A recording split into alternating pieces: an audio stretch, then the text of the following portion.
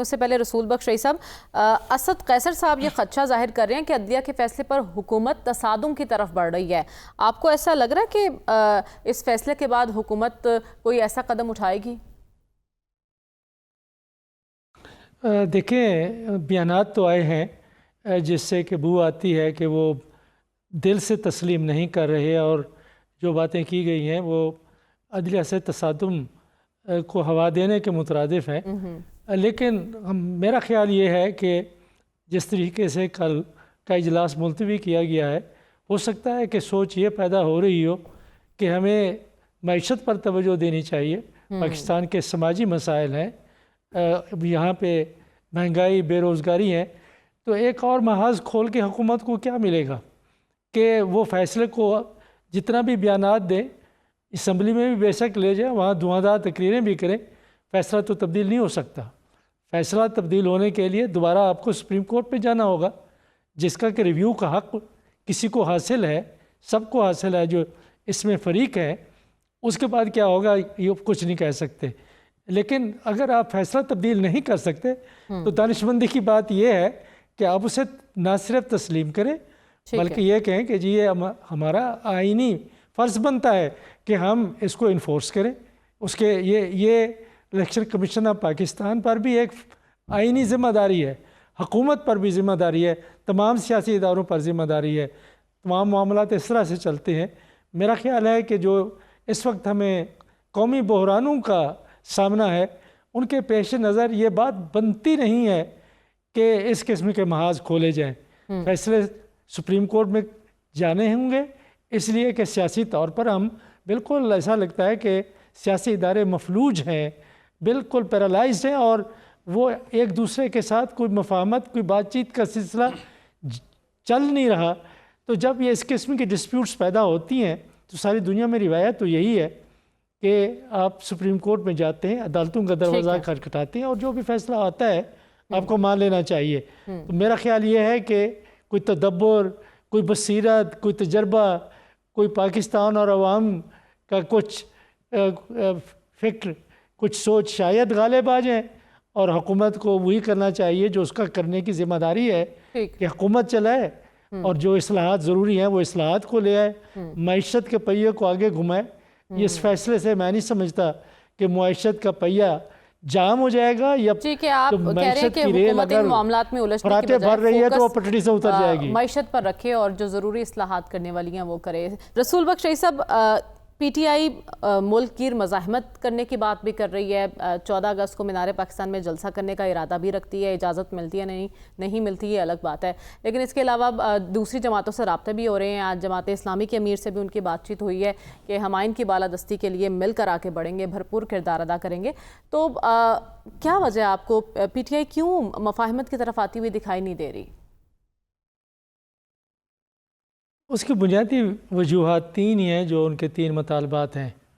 ایک تو وجہ یہ ہے کہ عمران خان صاحب ایک مقدمے سے عدالت سے نکلتے ہیں تو 12 مقدمے لے کے اور وہاں پہ لوگ پہنچ جاتے ہیں، تو اس کی ذمہ دار تو حکومت ہی ہے کہ حکومت اس کے بارے میں کیا کر رہی ہے۔ جس طرح نیب کے لوگ گئے، پھر مائی 9 کے حوالے سے کوئی 12 مقدمات اور درج کیے گئے۔ یہ ایک وجہ ہے کہ حکومت کے کئی نمائندے ایسے ہیں جو بار بار کہہ چکے ہیں کہ پاکستان میں استحکام اور معیشت کو اگر آپ چاہتے ہیں تو ہمیں عمران خان کو جیل کے اندر رکھنا ہوگا۔ اگر یہ سوچ ہے تو مفاہمت کیسے ہو سکتی ہے؟ دوسری جو وجوہات ہیں کہ تحریک انصاف کے لوگ بار بار گرفتار ہو رہے ہیں۔ صنم جاوید کو میں ذاتی طور پر تو نہیں جانتے، لیکن اب ملک میں کون ہے جو ان کو نہیں جانتا، اور ان کی وجہ شہرت یہی ہے کہ ایک مقدمے سے عدالت ان کو رہا کرتی ہے تو دوسرے مقدمے میں اس کو گرفتار کیا جاتا ہے۔ وہ صرف ایک نہیں ہے، کئی خواتین ہیں جو کہ 1 سال سے قریب کا عرصہ ہو چکا ہے یا اس سے زیادہ ہو چکا ہے، وہ جیلوں میں ہیں، اور باقی جو کمیٹڈ اراکین ہیں، تحریک انصاف کے رہنما ہیں، ان کے ساتھ جو کچھ ہو رہا ہے وہ سب کو پتہ ہے، اس کے بارے میں ہم زیادہ بات نہیں کرنا چاہتے۔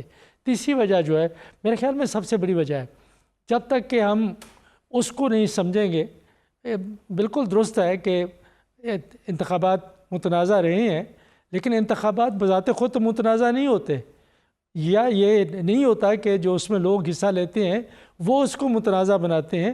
اس میں بنیادی کردار الیکشن کمیشن آف پاکستان کا ہے کہ کیا وہ آزاد ہے یا کسی کے ہاتھ میں ایک کل پرزہ ہے۔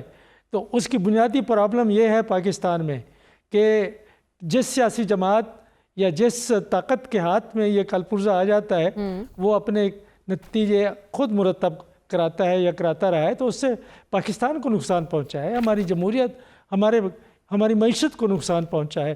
تو اس کو میرے خیال میں سنجیدگی کی باتیں ہو رہی تھی، سنجیدگی سے اگر دیکھنا ہے تو انتخاباتی عمل کو دیکھنا ہے۔ اگر عمران خان صاحب کو کہ 2 مطالبات مان لیے جائیں پہلے والے، اور تیسرے مطالبات کے بارے میں بات چیت کی جائے سنجیدگی سے، تو میرا خیال میں مسئلہ حل ہو سکتا ہے۔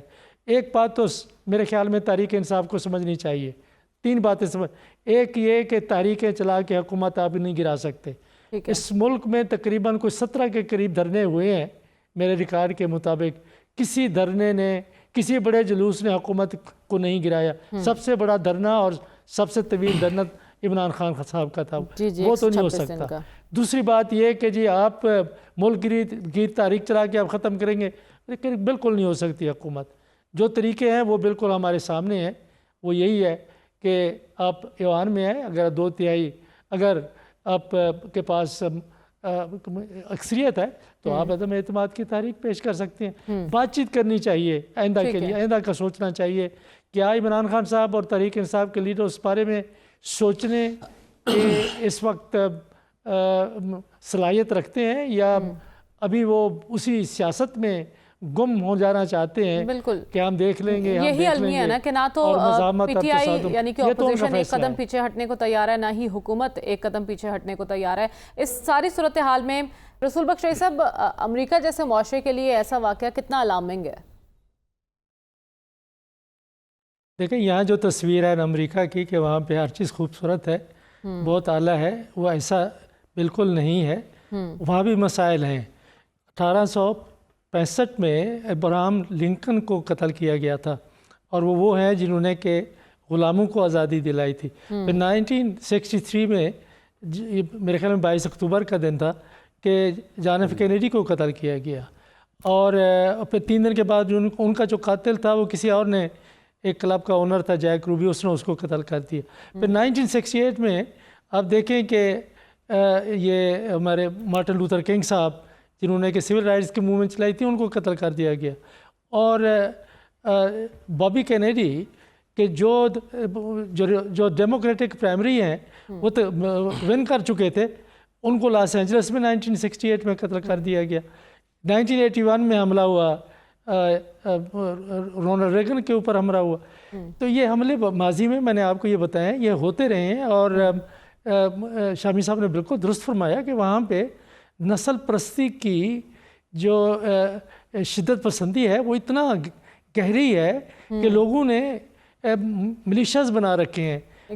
آپ نے سنا ہوگا ایک میک وے جس نے کہ ایک فیڈرل بلڈنگ کے اوپر ایک ٹرک سے حملہ کیا تھا ایکسپلوسیو کے ساتھ، اور تقریباً کوئی 60-70 لوگ اس میں ہلاک ہوئے تھے، اور پھر اس کو سزائے موت ملی تھی۔ وہ کون لوگ تھے کہ ایسے لوگ وہاں پہ موجود ہیں جو فیڈرل گورنمنٹ کو مختلف ریاستوں میں اپنا بہت بڑا دشمن سمجھتے ہیں، جو امریکی سوسائٹی کا ڈوئل سٹینڈرڈ ہے نا۔